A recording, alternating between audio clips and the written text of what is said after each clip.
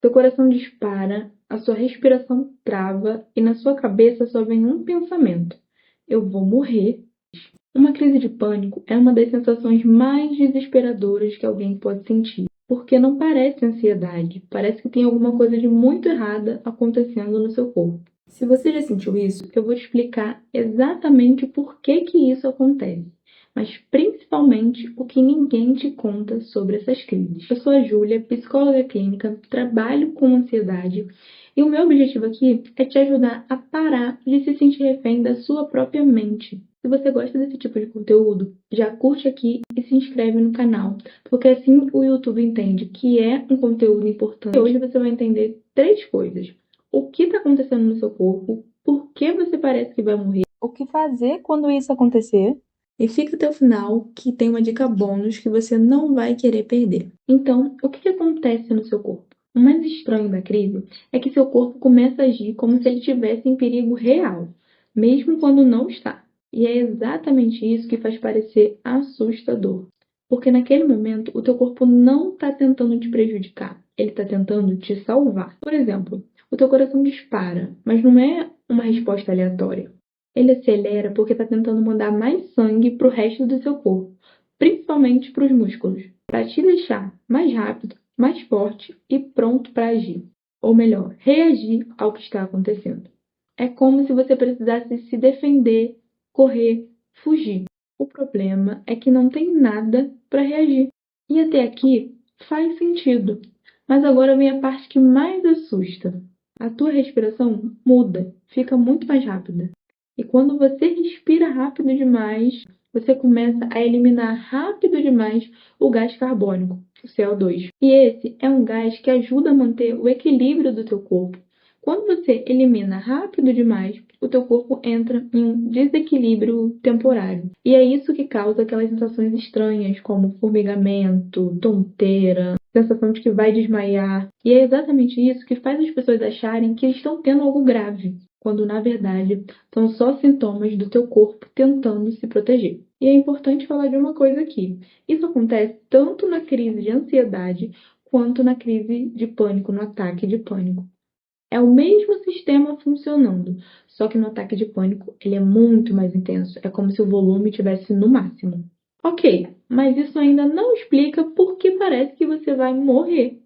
E é aqui que entra a parte mais importante, porque o problema não é só como o seu corpo reage, é também como a tua mente interpreta isso. Depois que aconteceu isso tudo, o teu cérebro começa a tentar interpretar o que está acontecendo. E, obviamente, com tanta informação vindo, parece que é o pior, parece que é um perigo real.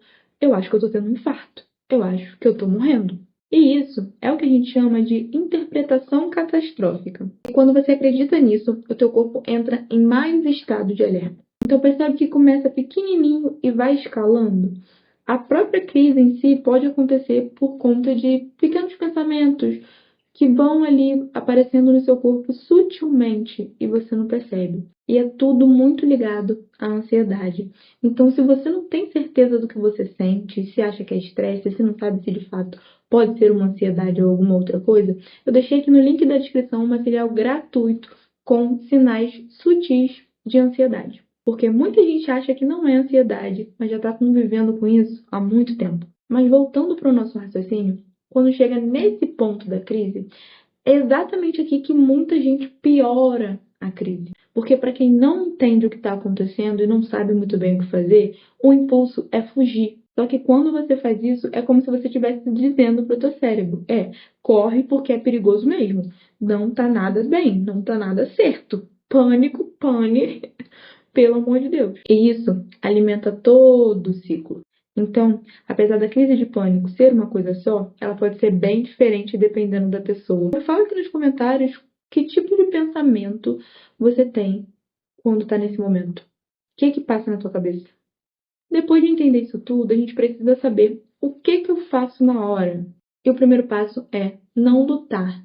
Não lute contra a crise. E agora você deve estar até entendendo por que você deve fazer isso. Por isso que é importante você entender todo esse ciclo. O seu corpo sabe se regular sozinho. Se você não alimentar, ela vai passar. Mas claro que a gente tem como fazer coisas para passar mais rápido ou para a gente não sofrer tanto durante o processo. Então, a segunda coisa a se fazer é uma percepção externa. Olha ao teu redor e comece a nomear coisas. Nomeie a cadeira que você está vendo. Nomeie a parede branca, de que cor que é. Percebe que cheiro que tu está sentindo no momento. Quais são as 5 coisas que tu está vendo na tua frente. Qualquer coisa que vier na tua cabeça que você consiga nomear, você não precisa ter uma ordem, você não precisa ter um padrão. Só começa prestando atenção no teu externo um pouco mais. Tira a tua atenção de dentro e volta um pouco para fora. Isso vai mostrar pro teu cérebro que, ó, não tem perigo, tá tudo normal, não tem monstro, não tem ninguém correndo atrás da gente, não tem nada acontecendo. Uma outra coisa a se fazer é a respiração. E não é respirar fundo, é respirar mais devagar. Preste atenção na tua respiração e comece a respirar cada vez mais devagar. E como você já sabe que o que piora tudo é a eliminação do gás carbônico, você já está entendendo por que a gente está fazendo isso. Para reequilibrar o nível que tem que ficar de oxigênio e gás carbônico ali no nosso corpo, o que que entra, o que que sai, e aí volta tudo aos seus eixos. E aí, por fim, você vai dizer para si mesma: isso é uma crise, isso vai passar, o meu corpo sabe se regular. Porque aí você está mexendo cognitivamente, fazendo aquela troca, um pensamento que era: eu vou morrer, eu tô tendo um infarto, isso é muito ruim, muda pra tá tudo bem. Isso é uma crise, ela passa, ela não dura para sempre, eu não vou morrer. E o meu corpo sabe se regular sozinho. Mas se você sente que é muito difícil lembrar disso tudo na hora da crise, eu deixei um outro material gratuito na descrição para lembrar um passo a passo, né, para que você se lembre o que fazer na hora. E não só o que eu falei aqui, mas tem mais coisa e tem uma partezinha que é quando a crise está muito intensa, o que que você faz? É muito interessante, é só você baixar, deixar ali no PDF, ou até mesmo deixar no celular que está à mão. Começou a crise, você abre na hora e vai seguindo basicamente o que está falando ali. Mas todas as estratégias que eu falei aqui acabam que resolvem na hora. A crise não é o problema principal aqui, ela é o resultado. O que mantém isso é o seu padrão de pensamento ao longo do dia, é a forma como você interpreta as situações, é o quanto você tenta prever tudo, o quanto você tenta controlar tudo e acha que precisa ter o controle total. E são coisas que não acontecem só durante a crise, isso acontece o tempo todo na tua vida. E é por isso que só saber o que fazer na hora não resolve o problema.